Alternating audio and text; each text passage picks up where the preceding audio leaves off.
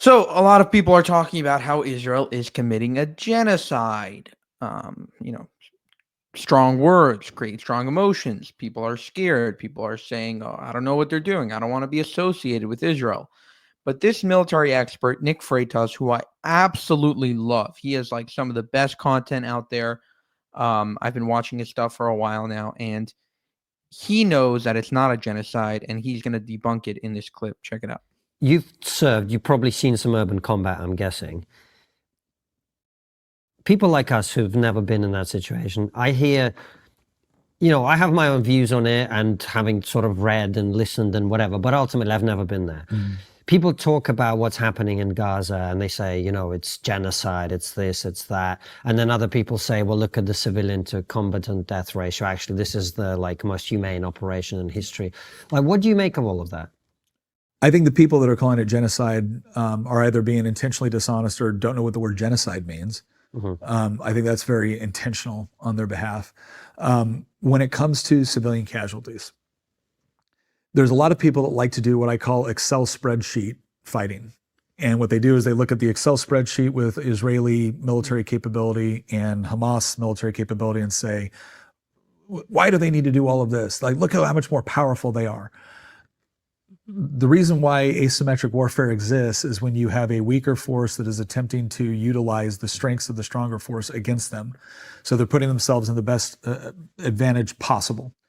So I did a video on this. We have a program called the Y Minutes. And we talked about what is Hamas's strategy.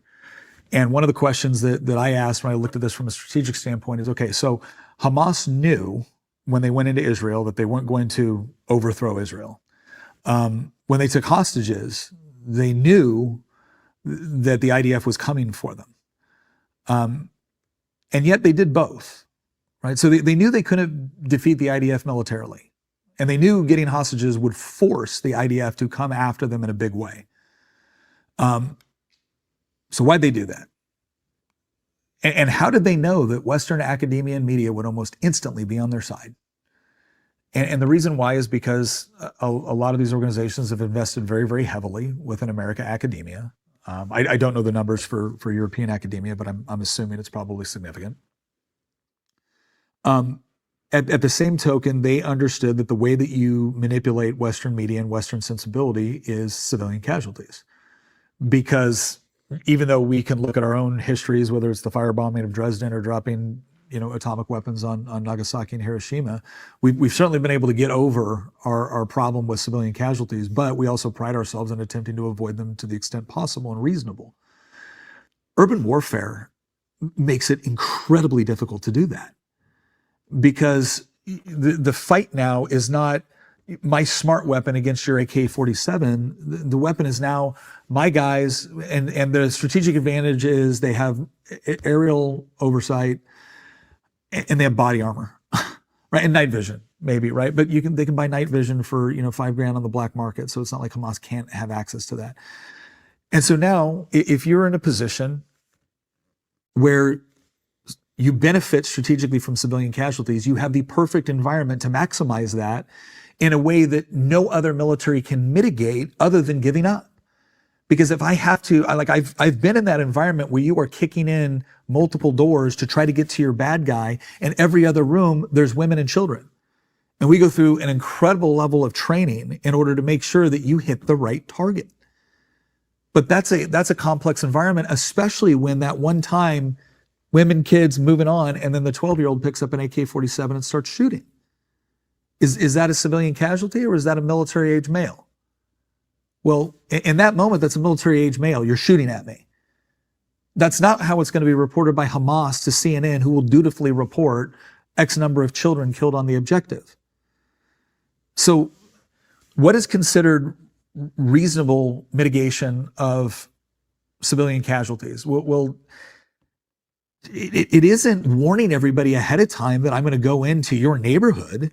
It certainly isn't calling them on their cell phones ahead of time and saying, hey, we're about to attack this area. It isn't doing drones where you bring stuff down going, please leave the area, we're about to attack this house. And yet the IDF is doing those things. I'm sorry, but there is no measurement that we can utilize with respect to how militaries engage in combat operations with a legitimate and honest attempt to mitigate civilian casualties and not come to the conclusion that at the very least the Israeli ground forces have gone above and beyond whatever those standards might be. And so at this point, what an honest media would be asking is, why do you insist on keeping women and children in combat zones? Hamas is not confused about where Israel is going to go. Why won't they move them out of the areas? Why do they keep them in those areas? Why do they insist that they stay? And another video we did a while back was we asked the question on why don't more Arab countries accept Palestinian refugees? The answer is they used to. And then Palestinian refugees sided with Saddam Hussein when he invaded Kuwait. They tried to overthrow the Jordanian government. They did help destabilize Lebanon. They've caused problems within Egypt. And so it's not that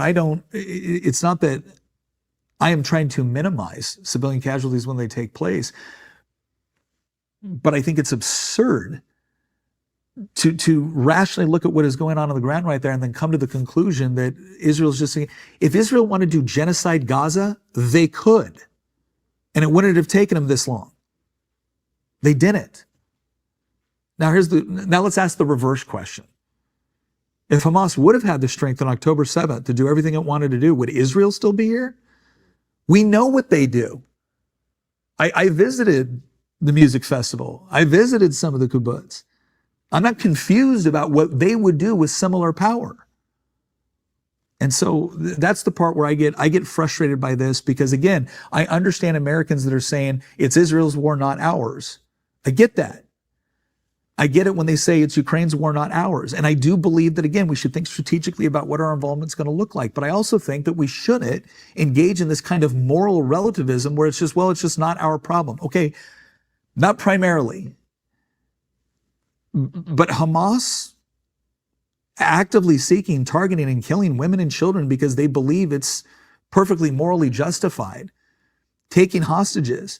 I'm looking at some of the people on the right too that are talking about this, especially some of the tough guys on the right. And I'm like, if it was your kid in Israel right now, you would not be calling ahead to see, hey, just wanted to let you know we're going to be coming in. You'd be kicking doors and beating the living piss out of people.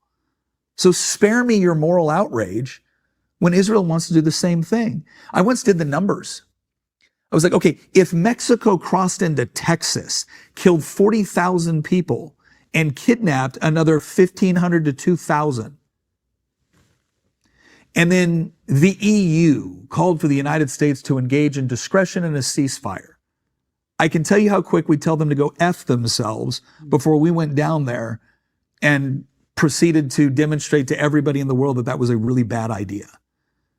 So I don't want Palestinians to die. I don't want Israelis to die. But if one side gets to continually engage in terrorist operations and start wars with the rest of the world just immediately calling for a ceasefire the moment you hit back, that's absurd. And what you've actually done, what the West has taught Hamas, is that the more civilian casualties you get, the more funding you get, and the more support you'll get. We've incentivized them killing their own civilians by not demanding that they not do that. Wow. Crazy moral clarity right there. And, unbelievable to express that in the way that he did, to articulate it in the way that he did with the experience he has dealing with, urban warfare and military conflicts. Just unbelievable.